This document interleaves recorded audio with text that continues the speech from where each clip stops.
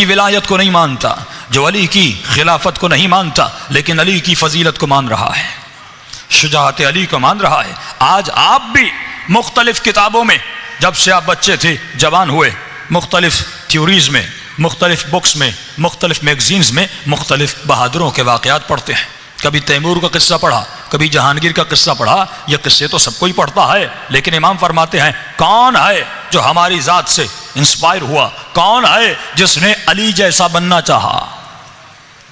کون ہے جس نے حسین جیسا بننا چاہا؟ صرف کہنا نہیں ہے، میدان عمل میں ویسا بن کے دکھانا ہے۔ گھر میں بیٹھ کر تعریفیں کرنا، یہ میں نے بہت دیکھا میں نے، کہ جب ہم نجی محفلوں میں بیٹھتے ہیں تو بند کمرے میں بہت سارے لوگ مجھے ملتے ہیں کہ مولانا علماء کا کردار پاکستان میں کیا ہے، مولانا فلاں مولانا صاحب کیا کر رہے ہیں، فلاں بندہ کیا کر رہا ہے، فلاں نے یہ کہہ دیا، قوم کو بگاڑ میں ڈال دیا۔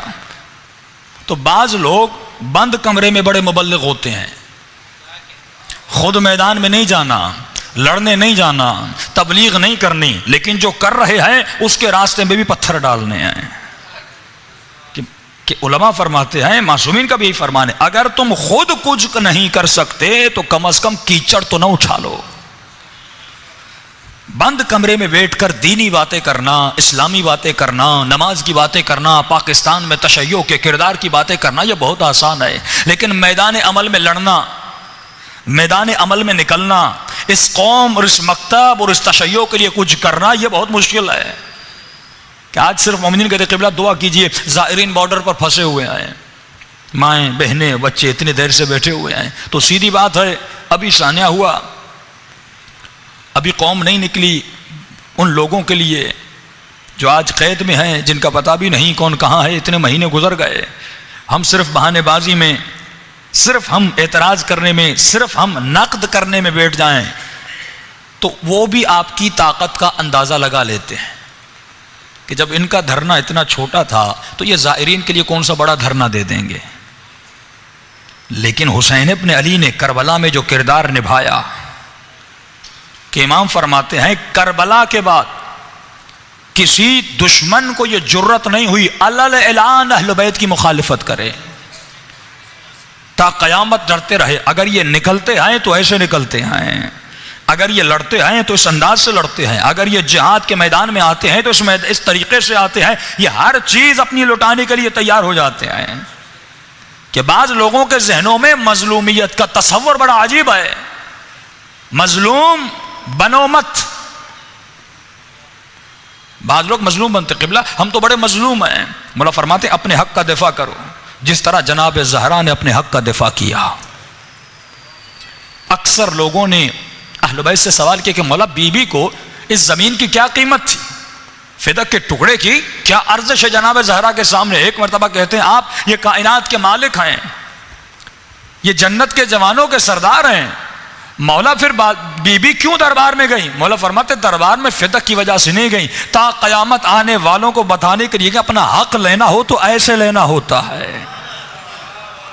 اگر حق صحیح طریقے سے نہیں ملتا تو اسے چھین کے لینا ہوتا ہے، اگر نہیں لوگے دشمن کو بہت آسانی سے عادت پڑ جائے گی۔ اسی کراچی میں صفورہ کا واقعہ ہوا تھا، اور بہت افسوس کی بات ہے اسماعیلی برادری کے بہت سارے لوگ شہید ہوئے، پورا ملک تھر تھرے میں آ گیا تھا۔ ایک آغا خان کی فون آئی تھی، کیوں تھر تھرے میں آ گیا؟ کیونکہ وہ پیسہ لگاتا ہے، یہاں پہ ان کے بڑے بڑے، پاکستان میں تو کیا افریقہ تک، یمن تک، پوری دنیا میں ادارے ہیں، یقیناً ہمارے سیاستدانوں کو وہ کچھ تحائف، کچھ چیزیں ملتی ہوں گی، بڑے ان کے کنیکشنز ہوں گے، کتنی جلدی ان کے قاتلوں کو پکڑا گیا، ان کو سزا دی گئی، لیکن صدیوں سے شیعوں کو شہید کیا جا رہا ہے۔ ہم سے کوئی کیوں نہیں ڈرتا؟ کیونکہ آپ کا کوئی مضبوط اقدام نہیں ہے۔ ہر چیز کا ایک فلسفہ ہے۔ جب آپ 2 رکعت نماز پڑھتے ہیں، اس کا بھی ایک فلسفہ ہے کہ مولا سے پوچھا مولا رکوع 1 ہے، سجدے 2 ہیں، اس کا فلسفہ کیا ہے؟ اصلاً خدا کو نماز کی ضرورت کیا ہے؟ اسے عبادت کی ضرورت کیا ہے کہ اپنی دربار میں بلاتا ہے؟ مولا فرماتے جب تک سوچو گے نہیں، اعمال کے فلاسفہ کو نہیں سمجھو گے، اس کے فلسفے، اس کے مقصد کو نہیں سمجھو گے، تب تک وہ کام بے مقصد ہے۔ کہ یہ نہیں کہا کہ نماز پڑھو، بار بار کا اقیم الصلاۃ، اقیم الصلاۃ، نماز کو قائم کرو۔ قائم کا مقصد کیا ہے؟ یعنی جب تو پڑھے تیرے ساتھ سب پڑھیں، یہ قیام نماز ہے. یہی مقصد امام حسین کا تھا کہ جناب زینب سلام اللہ علیہا میرے امام زین العابدین فرماتے یہ سوال امام نے بڑا عجیب کیا کہ جب زندان شام میں میری بیوی وضو کرتی ہے، نماز کا وقت ہوتا ہے، میری بیوی بیٹھ کر نماز پڑھتے ہیں. مولا امام سجاد پوچھتے ہیں پھپھی اماں بیٹھ کر نماز کیوں پڑھ رہی ہیں؟ میں کہوں مولا مستحب نماز ہے، بیٹھ کے بھی پڑھی جا سکتی ہے، آپ پوچھ کیوں رہے ہیں؟ تو مولا سمجھانا چاہتے ہیں اہل بیت اگر بیٹھ کر نماز پڑھیں تو سمجھ جانا یقیناً ان کو بہت زیادہ تکلیف ہے، تبھی وہ بیٹھ کر نماز پڑھ. تبھی بھی زینب فرماتی ہے سجاد میرے لال زندان میں کھانا بہت کم آتا ہے، سارا بچوں میں تقسیم کرتی ہوں، بدن میں طاقت نہ رہی، لیکن یہ پیغام نماز، پیغام صلاۃ کے بہن زینب مجھے نماز تہجد میں یاد رکھنا. یعنی امام بتانا چاہتے ہیں نماز تہجد میں جب کسی مرحوم کا نام لیا جاتا ہے اسے کتنا ثواب ملتا ہے. کہ اگر ماں سے محبت ہے، باپ سے محبت ہے، دادا سے محبت ہے، اپنے مرحومین سے محبت ہے، ابھی میں نام لے رہا ہوں مجلس میں اپنے مرحومین کے فاتحہ پڑھوا رہے ہیں، لیکن اگر یہ مومن مسلمان نماز تہجد نہ پڑھے اور نماز تہجد میں اپنے مرحوم کے لیے دعا نہ منگوائے تو یہ کیسی محبت ہے؟ اور رات کے اندھیروں میں اپنے رب کو نہ پکارے، یہ کیسی محبت ہے؟ کہ امام فرماتے ہمارا چاہنے والا وہ ہے جو عبادت میں حریص ہوتا ہے. جس طرح مال دنیا کے کمانے میں ہم حریص ہیں، آج 1000 ہے اس کو کل 10,000 میں بدلنا چاہتے ہیں، 1 لاکھ میں، 1 کروڑ میں، 1 ارب میں، کوئی انتہا نہیں ہمارے کمانے کی، ہر روز ہم اضافہ چاہتے ہیں. فرمایا بالکل اسی طرح تو اپنی عبادات میں کیوں سست ہے؟ عبادت میں بھی حریص بنو. کہ مولا علی کو بہت سارے القابات ملے لیکن کبھی زبان سے علی نے یہ جملہ نہیں کہا جو جملہ علی نے مسجد کوفہ میں کہا. فرمایا داماد نبی بنے، علی نے نہیں کہا.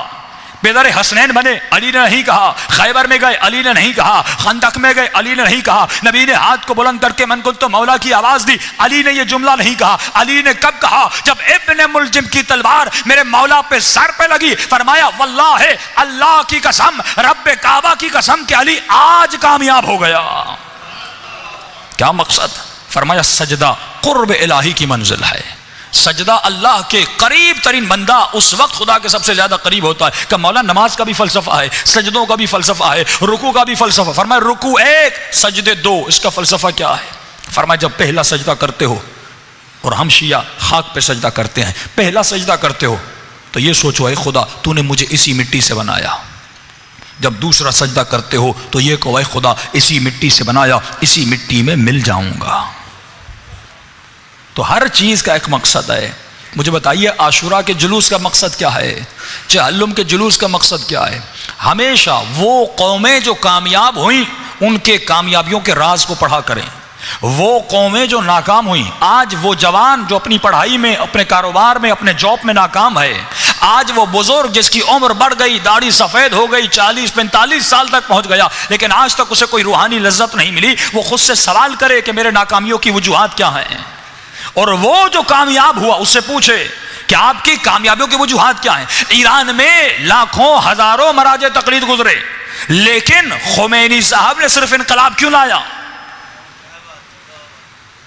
یقیناً ان کا کامیابی کا راز ہوگا. فرمائے جو انسان اپنے جذبات کو طاقت میں نہ بدلے. امام خمینی کے والد کو شہید کیا گیا، یہ عقلانی بات کر رہا ہوں. جس چھوٹی عمر تھی باپ کو شہید کر دیا گیا. بچپنے میں جس کے باپ کو شہید کیا جائے یا وقت کے حاکم اسے مار دیں تو فرمائیے جذبہ بدلے کا کتنا زیادہ ہوگا. یقیناً امام خمینی کو بھی غصہ تھا لیکن فرمایا کمال خمینی یہ تھا اس نے اپنے غصے کو طاقت میں بدلا. ہمیں اپنا غصہ طاقت میں بدلنا نہیں آتا کہ ہم کریں، ہم ضائع کر دیتے ہیں. یہ جو امام حسین کے غم میں روتے ہیں ایک مرتبہ دل بھر آتا ہے، بعض مومن کا دل کرتا ہے پھٹ جائے، لیکن غم حسین کو طاقت میں بدلو، مجلس حسین کو طاقت میں بدلو، جلوس کو طاقت میں بدلو، عزاداری کو ہم ضائع کر دیتے ہیں. امام خمینی چاہتے دوسرے لوگوں کی طرح چھوٹا چھوٹا موٹا بدلہ لیتے لیکن نہیں.